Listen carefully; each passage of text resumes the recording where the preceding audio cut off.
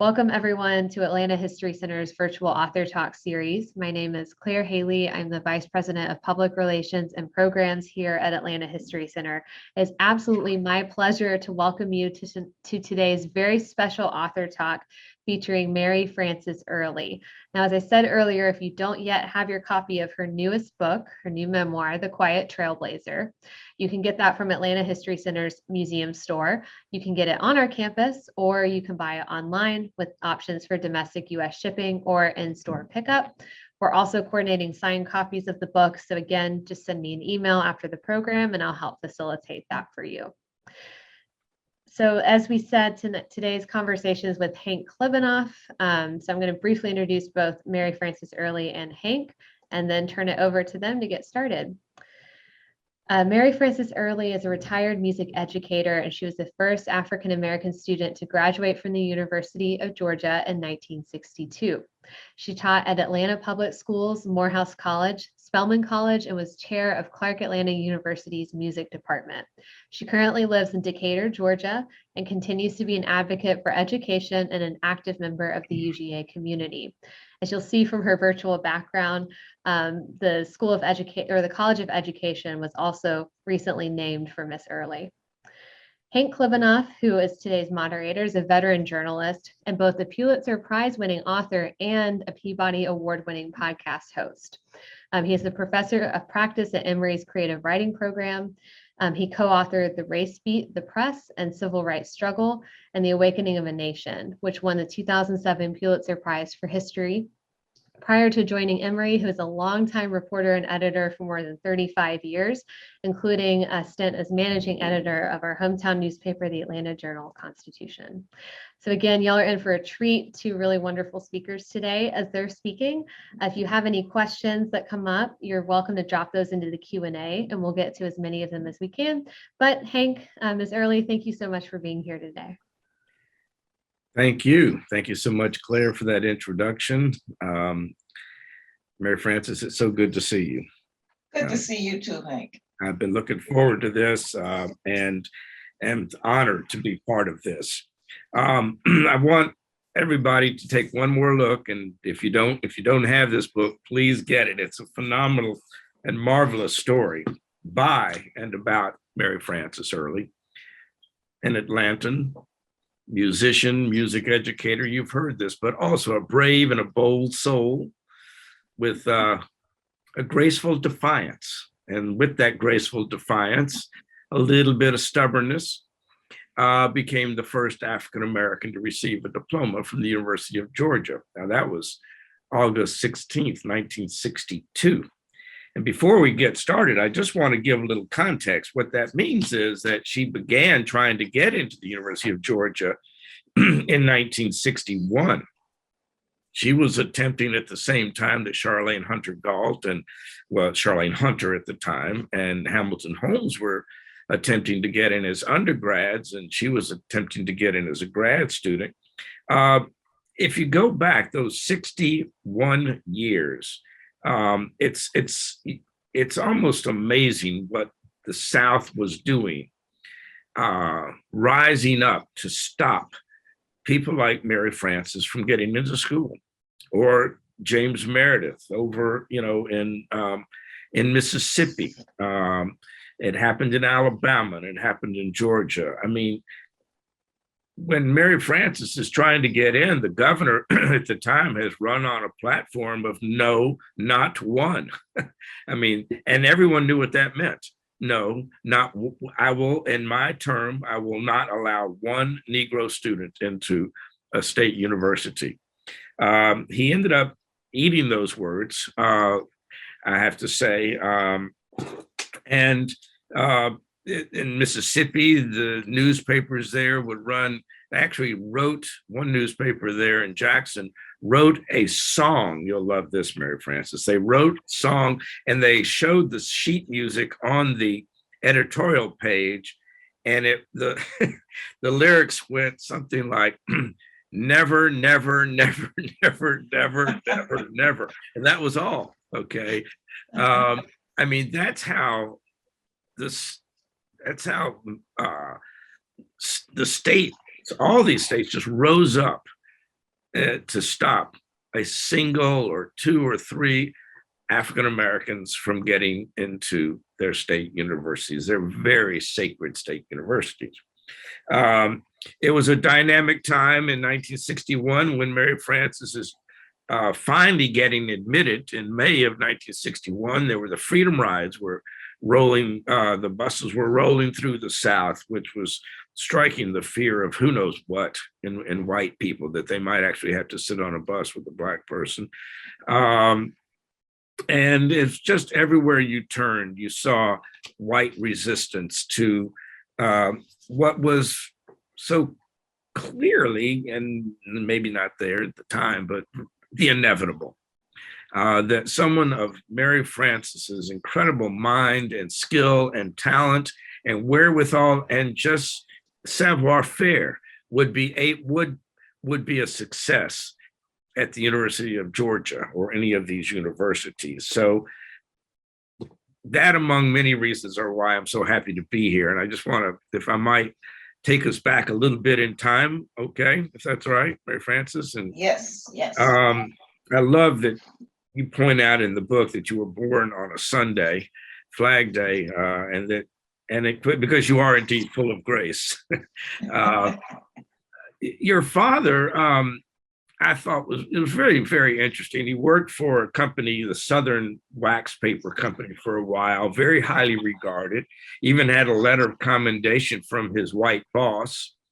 But then later struck out on his own and opened up a restaurant on Auburn Avenue, 328 Auburn Avenue, part of a building that's still there, right? The Oddfellows building. And the restaurant's name was the Tuxedo Coffee Shop. So am I right in understanding that your life growing up, and I don't mean your house, but where you were going to see your father, and your mother worked there too, am I right? Yes. She was cooking there. At the center of the old Fourth Ward and Auburn Avenue, that whole life was only steps away from Ebenezer Baptist, from the home of Dr. King, the birth home, from the Atlanta Daily World offices, from nightclubs, banks. That was your life, am I correct? You are correct. That was the center of Black life. And I was in the middle of it. You know, today we talk about being in a bubble. Well, that was my bubble. And as long as I was there at my father's restaurant, and of course, across the street at the Auburn Branch Library, which was the only library at that time for Black citizens, I was fine. But getting there, going on the streetcar, you had to sit at the back, and all of the things that really resonated in my life that were, well, I guess disturbing, came from outside of that bubble, as it were. So my parents did try to, I had a brother, 18 months older, and he and I were taught that we were as good as anybody else. They did not teach us to hate white people. They taught us to hate those dreadful laws, the Jim Crow laws that limited our becoming full-fledged citizens. Mm-hmm. And so I took that in. I believed them. And in my book, there is a quote, and it's from Eleanor Roosevelt, and it says, "No one can make you feel inferior without your consent." Well, I never gave that consent. Mm-hmm. So, yeah, and the world that you lived in every day, you were seeing people of great accomplishment, African Americans, of great accomplishment coming into the coffee shop. And to what extent do you think that informed your own aspirations, you know, and gave you role models, just walking in the door, having a cup of coffee?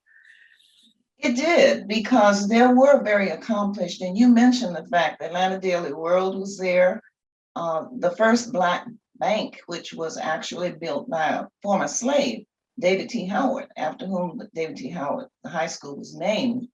There were so many people. There were nightclubs, there were banks, there was the library, there was the King home. All of that inspired me. And I never strayed too far from that area, because when I started teaching, in 1957, I had just turned 21 because my birthday is in June. And I was a very young teacher, but John Hope School was on Boulevard, which was, again, very close to the King Church, Ebenezer. So yes, that area nurtured me and helped to, I guess, pave my way forward as an adult. Mhm. And there are people who would be very important in your life who, Jesse Hill, for example. Yes, yes. You would get to know very well. Of course, Dr. King and others who Right. would assist you. And I would imagine these were people who knew your family, and knew that you, as they say, came from good stock. Where a family that took education seriously, even though your parents were not, especially did not have any higher education. No. And I think your father had very little lower education, if I'm not. Right. Yes, my dad only had an elementary school. He had to work on a sharecropper farm with his family. And he left there when he was 18 and went to the Army and came back to Atlanta, did not go back to Jackson, Georgia, which was his hometown. And he started working, as you said, for the Southern Wax Paper Company.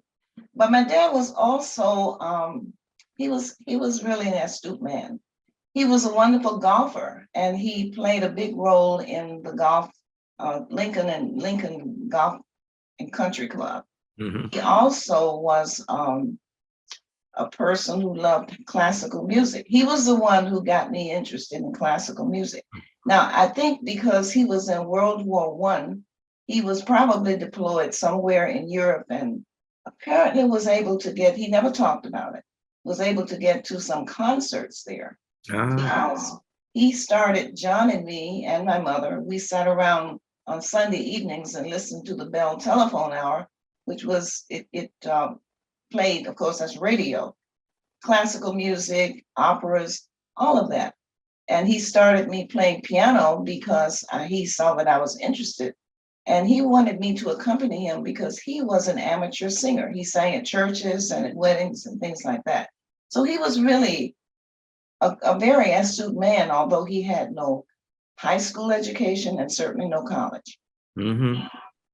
Yeah, that's very, very impressive. And your mother she at least had high school of education, I think. Yes. And then but that didn't stop her from becoming a teacher, right? No, they felt she was the top student in her high school class in the 12th grade. She did go through 12th grade. And her teacher became pregnant and they would not allow her to continue teaching. So the teacher, I guess she recommended her to take on the classes. And that was a one-room schoolhouse. They were ubiquitous throughout the South. And she told me how difficult it was to teach the kids because the boys, particularly the young men, they had to stop going to school when the harvest season came around. They had to help on their family's sharecropper farms. And so she had to customize their learning. And it was hard. I can't imagine teaching grades 1 through 12 in one room. Yeah. And I mean, given all the teaching that you did in multiple classrooms, you would know how difficult that would be. Yes, yes. But they were determined that you were going to go to college, and you did. You went to Clark College, and Yes, I did. It seems like that was just an extraordinary, liberating experience for you, even though you stayed in Atlanta. And if you don't mind, there's something in the book that I'd like to quote from. Please do. It's from a journal entry of your own when you were 17 years old at the end of orientation at Clark College. And so let me just read what you wrote, because I just find it so powerful. On Saturday evening of freshman orientation week, I mused as I walked back to my dorm. Thank God I am an American who can go forward not as a Negro, but as a true American citizen to greater heights and to the pinnacle of success. Tonight, I say a fervent prayer for the freshman class of Clark College and the freshman classes all over the world, that they might dedicate themselves to the task of finishing this college course in 4 years, if possible, and then turn back to help their people who are not as fortunate as they, mold themselves into true citizens of the United States and of America, so that someday the Negro race will not be called Negro and the Caucasian race called white, but all will be united together in one race, the human race, having differences only in the pigment of their skin, texture of their hair, and having this in common as citizens of the United States of America. Wow, that was pretty advanced thinking for a freshman on her first venture away from home. Yes, it was. It sounds profound to me even now, and I still, well, it's actually housed in the Russell Library among my papers. And it was just a little blue notebook, spiral bound notebook, but I kept it. Well, actually, my mother kept it. My mother was a hoarder. She kept all of my report cards through college. She kept papers that I had done because she was so proud of the fact. I guess she was reliving. She had wanted to go to college, but she could not afford it. And she wanted to see this. She wanted to see me and my brother, who went to Howard University for a while. But they had great aspirations for us, and they gave us the hope of a better future. And how I really verbalized that in writing at the age of 17. I had just turned 17 in June, and that was September. I don't know. Right. I'm so glad, frankly, that your mother kept everything. Okay. Yes, That's yes. why we have this book. Exactly. In large Exactly. part. I mean, it would be a very different book if we had to rely solely on memory on these things, you know. Right. So, Exactly. and so jumping ahead to your decision to go to the University of Georgia, what were you thinking? No one had done that when you applied. No, but I saw the riot, and I thought these were Turner High students. I had graduated 6 years ahead of Hamilton and Charlene from Turner High. It was, quote, the elite high school. They were trying to equalize education because I had gone to Howard High School, I had gone to Washington High School, and when they opened Turner, I was transferred there. I didn't request going there. But it was a great school. We had handpicked teachers. We had teachers who were dedicated. And of course, at the other schools, we did too. But this was a new building and just the beginning of a new life for education for me. I had, for the first time, new textbooks. I had never had new textbooks before because in the other schools, elementary through high school, we got the discarded books when the white students received new ones. And they were torn. They had things written in them that we shouldn't have had to read. They were dirty. And I had new textbooks. I couldn't believe it. So Turner was a favorite place of mine. And when I graduated, I had no idea that when I went to Clark, I would be sent back there for student teaching. And it's there that I met Charlene. I had written Turner High's school song, and she wanted to interview me about that because she was the editor of the Green Light, which was Turner High's newspaper. And I got to know her. I knew about Hamilton because he was a star football player and a star student. And then 5 years later, the three of us would be at the University of Georgia. Amazing. What It's a cool. incredible. Yeah. Yeah. One thing I remember reading, I think we've talked about, of course, your application to go to UGA came some days after they had already applied. Yes, yes. And it may be commonly thought, and if so, it's commonly thought wrong, that after they got in, that the doors just opened wide and that UGA suddenly said, okay, we'll welcome all of our Negro students here. And it wasn't that at all. Whoever was going to come next was going to have to jump through the same hoops and go through the same difficult process that they had gone through. And that's exactly what you encountered. Am I right? That You are correct. I had to go to the courthouse to have my citizenship verified. I had to go to have an interview with the registrar, Walter N. Danner, as they had, and that was very unpleasant.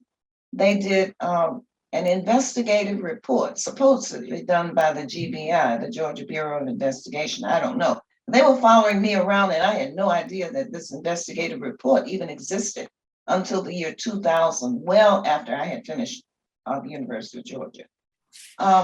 They had instigated a law that said that anybody over 25 could not enter University of Georgia as a graduate student, but they made provisions for letting white students over 25 in.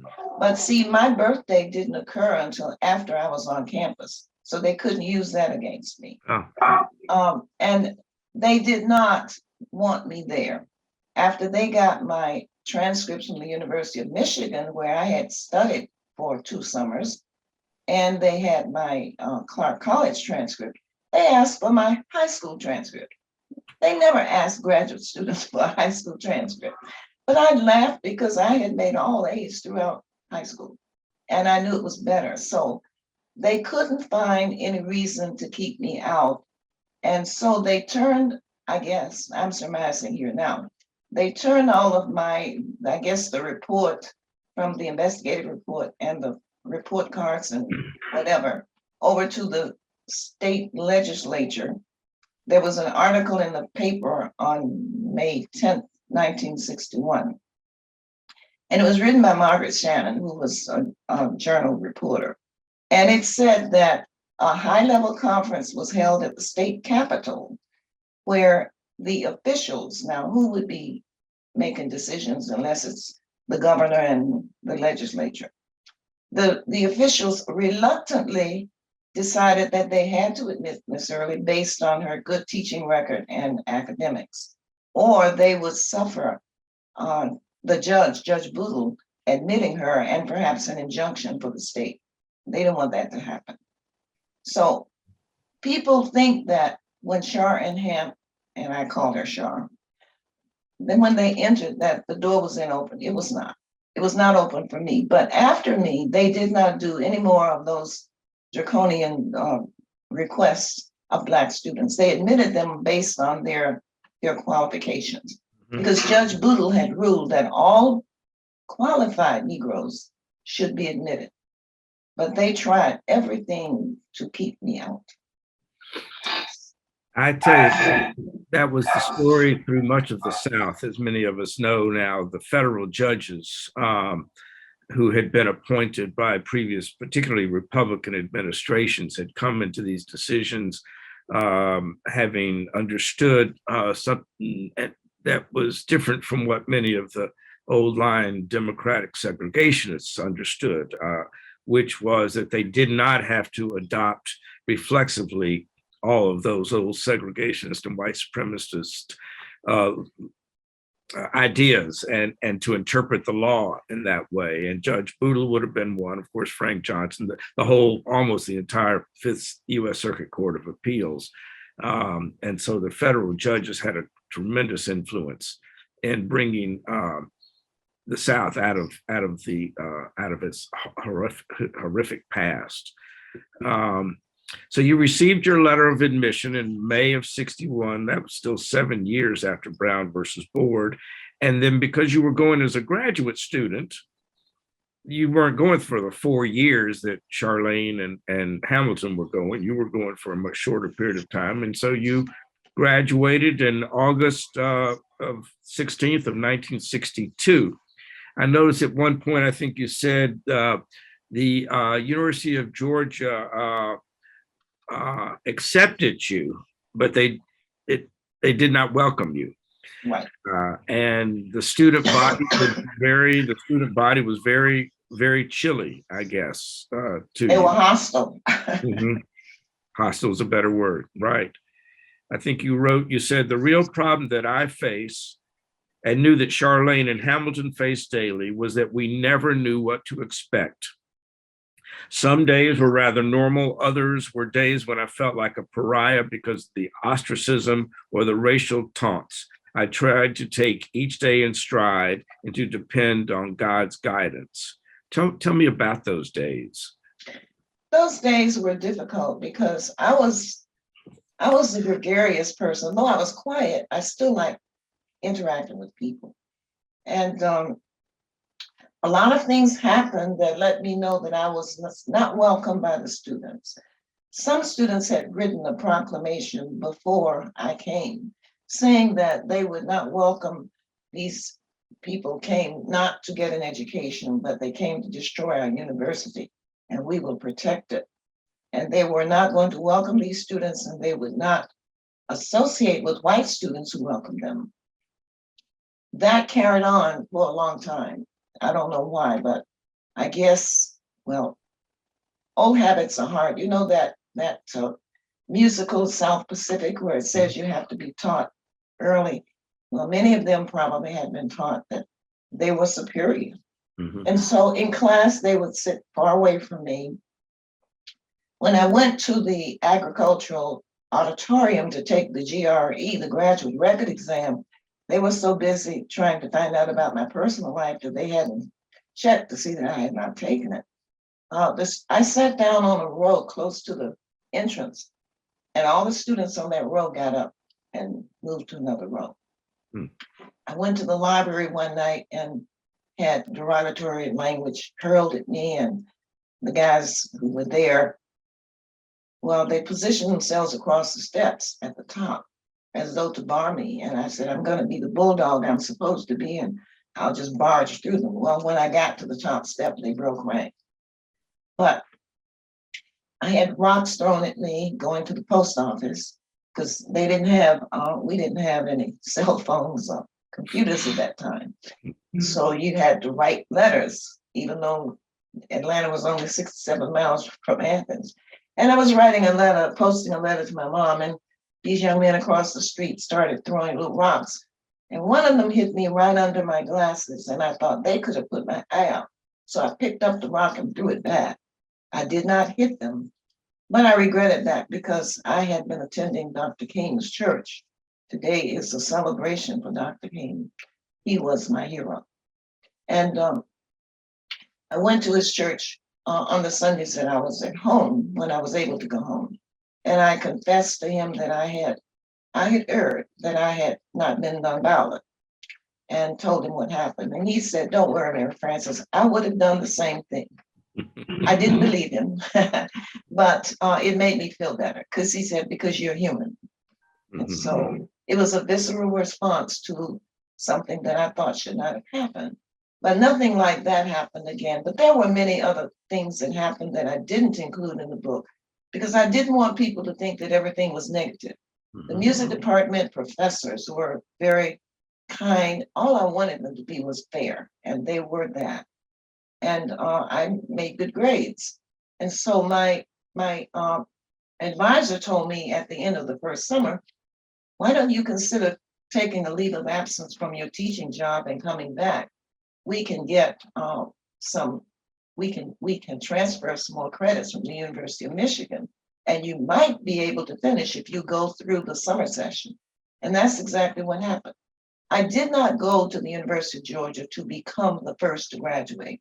There was no way I could have I didn't know whether I'd even passed the classes, but it happened. And I'm proud of that. But I'm proud of the fact that, according to Dr. King, I made a contribution to the social justice, human rights in Georgia. Mm-hmm. And you did it by, you were prepared for the academic challenges. That may have been in question in the minds of the white people at the time, or maybe that was just their cover story. But in any case, that was always going to be held up like, well, is she up for this, But your musical skills catapulted you into consideration for some choice assignments and opportunities. The opportunity to perform in the chorus in the summer concert at the UGA Chapel. And you were selected as one of the singers in a women's sextet to sing a Brahms love song. And so you wanted to invite your family and friends, naturally. And they said no. you called Donald Hollowell, who, like the Lone Ranger, he always showed up at the at the right time. And God, what a giant he was. I'm He so was. just, I always want to know more about people's interactions with him at the time. But, and I know in the end, he too worried about whether that was going to be safe, right? He did. He Mhm. said that the school, UGA, was taking the stance of not allowing me to invite family and friends because it was an evening concert. And they could not ensure the safety of my mother or brother or friends. Well, I hadn't thought about that. I mean, who would think about that? And so when I heard that, and he said that he agreed. So when the concert happened, and there is a copy of the program, and I think my name is with the sextet members. I don't remember because I haven't seen it in a while. But I was the Black standing on the stage with the other chorus members. And I felt, it's a small victory, but every little step is like building a house. Everything that you do that lets people know it's okay. The chapel's not going to fall in because a Black person is on stage. But those were the kinds of things that tried me sometimes because I am human. I was human then. And I went often to Dr. King's church to hear him preach because his message of love for all people, his message of brotherhood, and the fact that we all are equal as children of God. I felt it in my soul. It gave me the strength to go back the next week and face whatever happened. Because some people said, why didn't you just quit and go back to the University of Michigan? I couldn't quit. I was committed because there were people who were helping me, and I could not let them down. I had chosen this path myself. Nobody asked me to go to the University of Georgia. I was not solicited to go. I made that choice myself. And so I felt that I had to stick to it, no matter what. But I never thought about danger and driving back and forth. Charlene and I roomed together when I went back the spring of 62 and the summer of 62. We roomed together in that same room where they had thrown rocks at her. There were 2 bedrooms. And we often noticed when we were going back to Atlanta that a light blue car followed us. When it got to the Clark County line, it turned around and went back to Athens. We found out later that that was the state patrol. They were charged with keeping us safe in Clark County. But outside of Clark County, we were on our own, which sometimes made me fearful. But I mean, nothing happened. God is with us when we are doing the right thing. And as Dr. King once said, the time is always right to do what is right. I want to remind our guests that we're taking your questions. If you'll put them in the chat, and Claire will join us again in about, 8 or so minutes. So we can take some of those questions and present them to Mary Frances. I just want to finish one little, close the loop on something. So when you tried to invite your family to the concert at the UGA chapel, couldn't do it, so then comes your graduation, commencement, August 16th, 1962. And like any other student, you wanted family and friends there. So tell us what happened. Well, that time I didn't really know. I had to wait until I got my grades at the end of the summer to know that I was really going to graduate. So I didn't have time to send invitations, but I invited my family and my friends, my church, and 74 people wended their way in cars down 78. 74 people, 74? 74 people came. And it's the first time I'm sure that UGA had that many Blacks at their commencement. But I was the only Black graduating, so I was truly invisible. They couldn't see me. There were 600 or 700 undergraduates as well as graduate students. But when we got into there was a funny situation. It wasn't funny then, but when I looked at the beginning of the line, there was a man standing there with a sword. And I thought, are they expecting trouble? And he's the first line of defense. Well, I found out later he was the Athens police chief, no, sheriff. And that was a tradition that dated back to some years before, that he was always at the beginning of the line.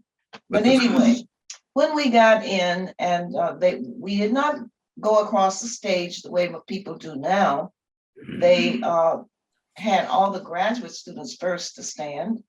And I stood, of course, along with all the other grad students.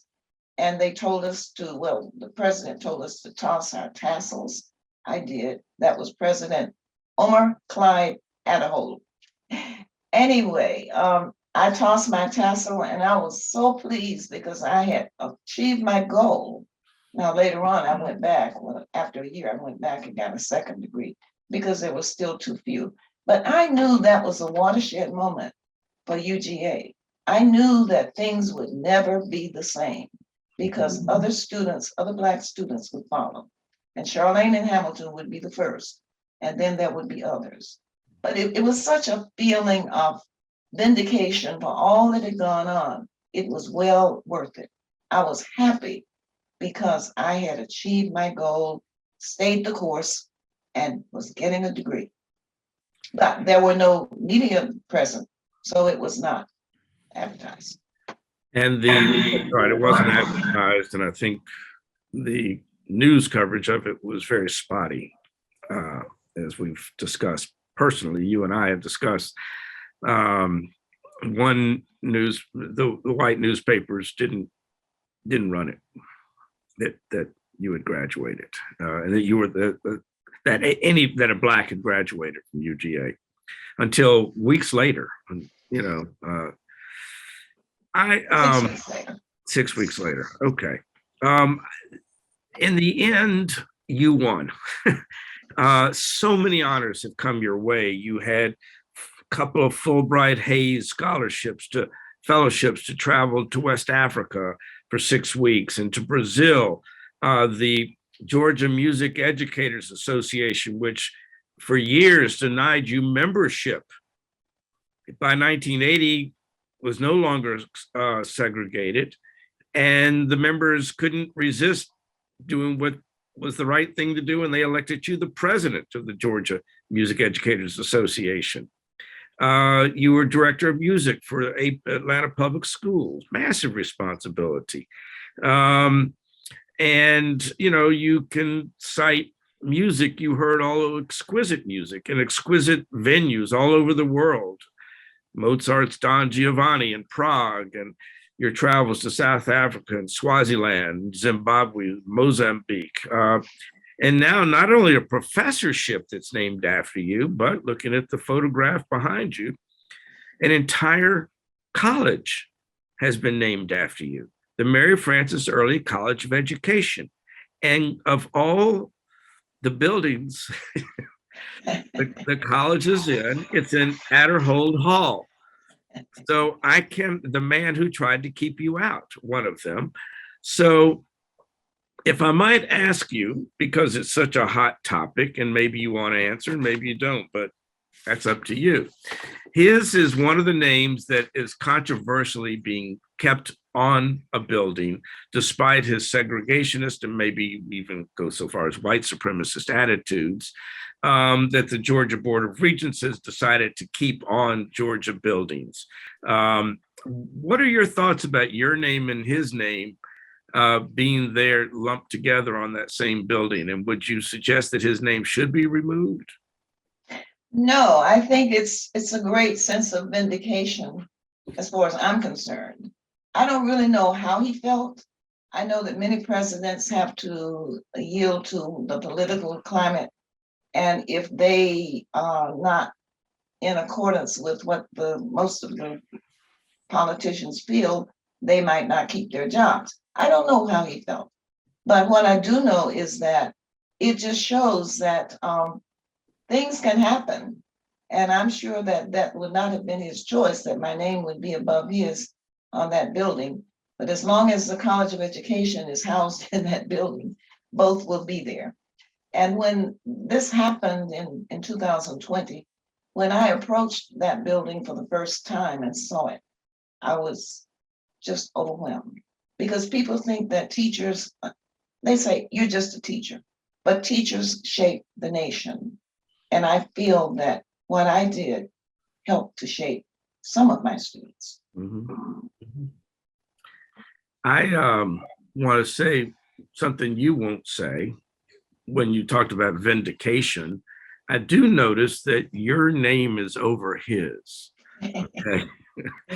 But I do think that there's always, maybe that is an instance where there should be a plaque there that explains who are these two people. And I don't mean to put him down, but just to expand on that, this building represents, a very dynamic time in our history.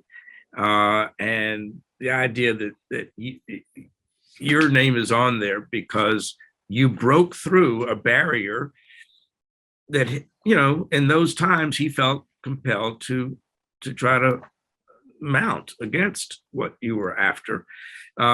He today, were he alive, might think very differently and want to be the first to shake your hand. I don't know, we like to think that.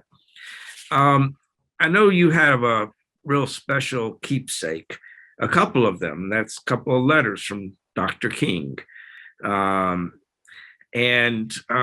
Would you feel comfortable if I were to read one letter he wrote you? Oh, I would be delighted. This was a direct letter to you from Dr. King and in his own handwriting. Am I correct with that? I mean, was it handwritten? I don't really know. No, it was typed. Typed. Okay. Yeah, he signed it. Okay. He said, I saw you at church Sunday, and I had intended mentioning to the congregation that you had become the first Negro graduate of the University of Georgia. Unfortunately, however, with a crowded mind, it slipped my memory. I simply wanted to write this note to say how very proud we all are of you and your accomplishment. You have done a superb job and brought the state of Georgia closer to the American dream. Please know that you have my prayers and best wishes in the days ahead, and I hope for you a future packed with meaningful fulfillment. It is always a pleasure to have you at Ebenezer. I almost look upon you as a member now rather than a visiting guest. Nice. That letter meant so much to me because I went to his church so that I could hear him. I knew he was a young man. He was probably 7 or 8 years older than me only. Mm-hmm. And he was a good conversationalist and he had patience. And he was interested, I think, in any aspect of civil rights work. Mm-hmm.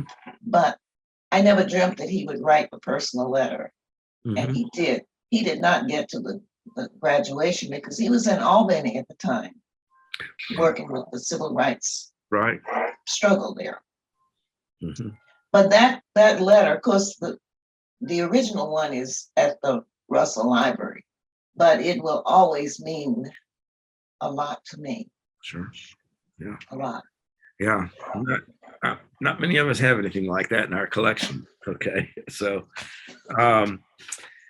I think as we go to the questions, there is one I see that I wanted to go ahead and voice from one of our people who's in the audience, because I love this question. Michael Ulmer is asking, as you navigated the turbulence of the 1960s, did you have certain outlets, like any favorite music or books that helped ease the stress of the times?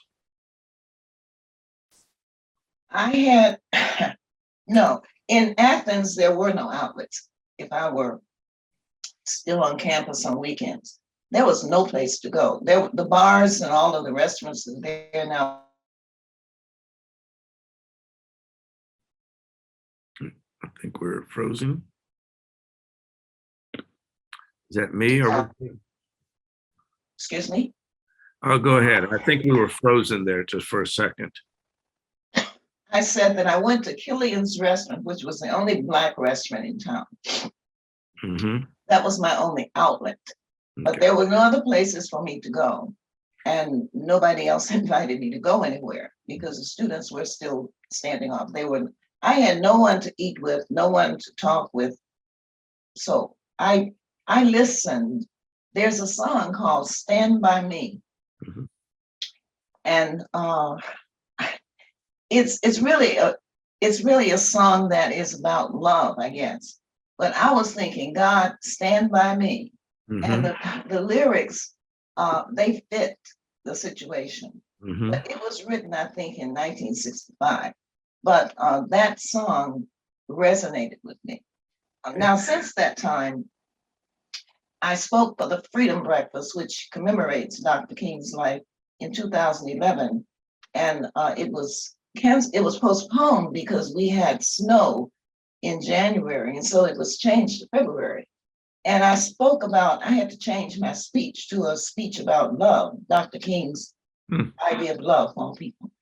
And I was going to say the words to the song, What the World Needs Now is Love, Sweet Love. But I sang it. I mean, it was just spontaneous. I didn't mean to sing it, but it just happened. But music can lift you. I did listen to music on the radio. Didn't have a television in, not in my dorm room. But if you can imagine going to classes, going to get food in the cafeteria where students get up if you sit down beside them, going back to your dorm and just studying. I had turned 25 my first summer. And I guess I should have been old enough to really take that. But sometimes the loneliness gets to you. And consequently, it was difficult. But I survived. I mean, I'm here today. I can't believe that almost 60 years have passed since that first degree, but it has. And books at the time, were there no one? I mean, I don't know that there would have been popular books at the time, but I didn't know if you had anything that you read that brought you peace, brought you solace, and were inspiring to you. Maybe even the Bible. I was about to say the Bible was about the only book I had time to read because I was busy studying, and I did study constantly, which is why I did well. I mean, that's what students have to do today. It takes a person who has the resilience to just stick to it, because all of us have weak points in our lives. But when I got to those points, I would go to the Bible, and I always kept the Bible with me. Something tells me you were the only one who worried about whether you were going to get good grades. Well, I mean, I didn't know. You know, I had one professor who I didn't stay in his class, but he asked me to sit at the end of he seated the students alphabetically and asked me to sit at the end. The last student's name was Zachary. And I said, no, my name begins with an E. And he said, no, you sit where I tell you to sit. And I said, no, I won't sit in that seat. I went into the dean of students office, and I was assigned to a different section. But I didn't know how. Now, if I had stayed in that man's class, I probably would have gotten an F. So I had no way of knowing how well I would do. Even though I was a good student. Yeah. Wow. What a story. I could go on and on. I don't want to hog the show here. I want to open this up for other people to ask questions. Claire, or would you like to take it from here, please? Of course, and thank you so much, Miss Early and Hank, for being here today. It's just been such a wonderful conversation. And to those of you who are intrigued, I promise there's plenty more where all of that came from in the book. So don't forget to get your copy of The Quiet Trailblazer. Please. We have several questions here. So I'll start with this one, which I think is really nice. We had a woman write in named Monica. She said, Miss Early, I was one of your students at Sammy E. Cohn Middle School with Ralph Long as principal, and it was such a memorable experience. I always knew you were special, but I didn't realize what an icon we had in our presence. And she wants to know, how did you come to teach at Cohn, since it was a new middle school in Atlanta Public Schools when you were there? I was transferred. Well, I started at John Hope Elementary. Mr. Long was Ralph Long. He was a wonderful man, and a wonderful principal, and a wonderful support of the arts. That was my first job. He moved to Wesley Avenue Elementary School and asked me to go with him, and I did. I moved from John Hope to Wesley. Wesley was very close to the Cohen Middle School that was built. And so when Cohen was built, and he asked me to accompany him there, and I did. So I was teaching at Wesley with him, at John Hope with him, and at Cohen with him. Must have been a very special person to follow to all of this. He was actually a tennis player, into sports, but he was a strong supporter of the arts. I never asked him for anything that he denied me, for the students, of course.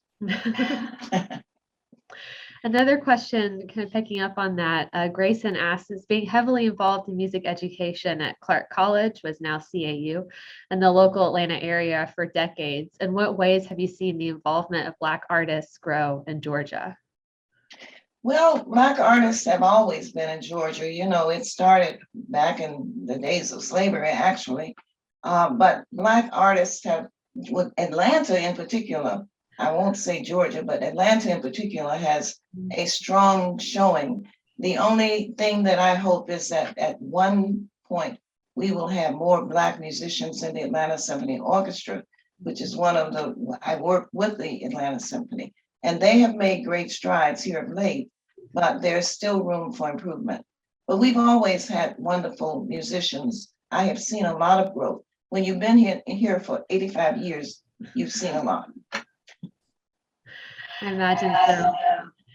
A couple other questions coming in here, in particular about some advice you can give to current educators and some experiences by yourself as an educator. So I'll start with the one from Sarah, and she was just curious, you know, after you started your teaching, well, you had started your teaching career and then went back to UGA and then restarted it. So during that career, did you have to deal with prejudice on behalf or from your students? And how did you approach that if you did?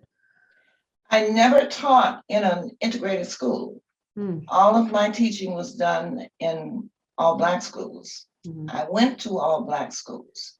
So that was not something that I had to deal with. But when I became a supervisor and then director of music, I had to work with white teachers as well as Black.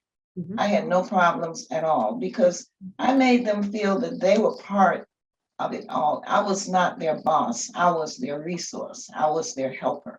And when they realized that, I had no problems. Sean asks if you can share an anecdote. He says, Miss Early, could you please share us a story of you telling your students not to stand for Dixie at the Fox Theater? Yes, at John Hope, my first teaching position, I took the students, fifth, sixth, and seventh graders, because at that time, elementary went through seventh grade. I took them to the Atlanta Symphony concert. The white students went in the morning and the Black students in the afternoon. And we went, I had prepared my students to listen to some beautiful symphonic music. And when we got there, the first thing that always happened was that there was a patriotic song that was played by the orchestra and the students were to sing it. And they had a program and the kids could look at the program and read the words if they didn't know them. Well, when we all stood, and when I heard the beginning, the introduction, and realized it was Dixie that was being played, I told my students, sit down. They couldn't sing. I had never taught them Dixie. When they sat down, all over the auditorium, everybody sat down.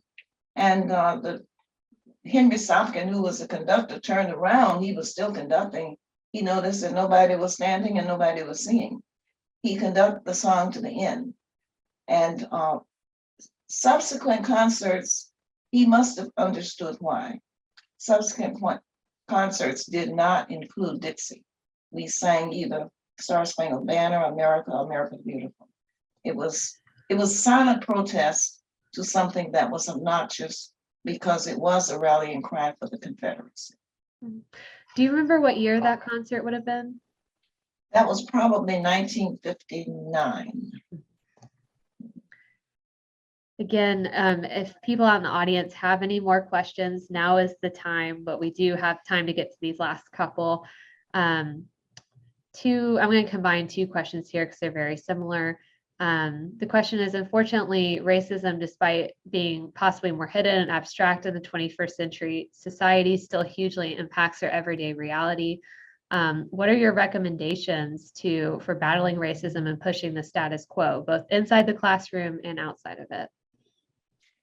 Well, now that the schools are integrated, I think that all teachers need to be aware of their great responsibility in leading students forward. And I know about the critical race theory that people are afraid of, but teaching history is not critical race theory as far as I'm concerned.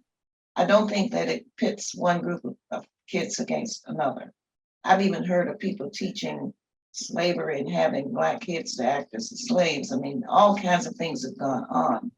But as far as I'm concerned, any teacher who really cares about his or her career in terms of what he has to offer or she has to offer will want to give the very best to their students, because we are preparing students to go out into the world and to make the world a better place. And if you can't commit to that, you shouldn't be teaching, because teachers help to shape the world. And right now we need that in our schools. We need it desperately. And I feel sorry for the teachers who are forced to teach in person without having a mask mandate. And I know that many teachers are troubled by that. But all I can say is that God has protected me for 85 years, and I'm still trying to help him by protecting myself. And I hope that they will too. Thank you for that. And this, it's been such a hard year for teachers, or hard 2 years, going on 3 Yes. for educators. Do you have anything that you would just like to share to the educators I'm sure we have in the audience right now? I would say to the educators, you are in the best profession that you could ever possibly be in. As I said earlier, people used to say, oh, she's just a teacher. But teachers, all of us are really teachers. Some of us are prepared to teach certain areas, certain subjects.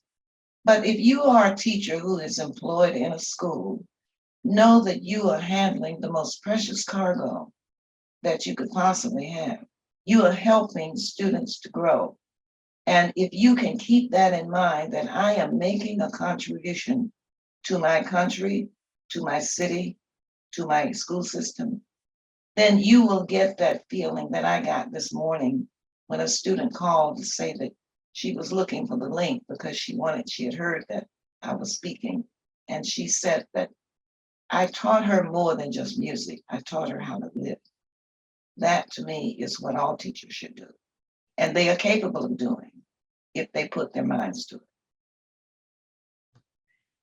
Thank you so much, Ms. Early. And Hank Klibanoff, wonderful conversation leader as always. So thank you for that, Hank. Again, if you enjoyed today's talk, there's so much more to explore in Ms. Early's book that she so generously shared with all of us. So again, it's the Quiet Trailblazer. You can purchase a copy from Atlanta History Center, 25% off. And I've already seen a few emails come into my inbox about signed copies. So of course, I'm more than happy to help facilitate that for everyone in the virtual audience today. Just let me know. But what a way to commemorate Martin Luther King Day, especially with that beautiful remembrance that you shared from that letter. So if you haven't, if you're still looking for ways to remember the life and legacy of Dr. King, we have other virtual programs we recorded yesterday. We have a great conversation also about higher education, kind of a theme as I was sharing earlier, tonight at 4:30 with Arthur Dunning for his new book, also from UGA Press, called Unreconciled. That talk has been moved to virtual because he was unable to get to Atlanta because of weather. So you can find that information on Atlanta History Center's website.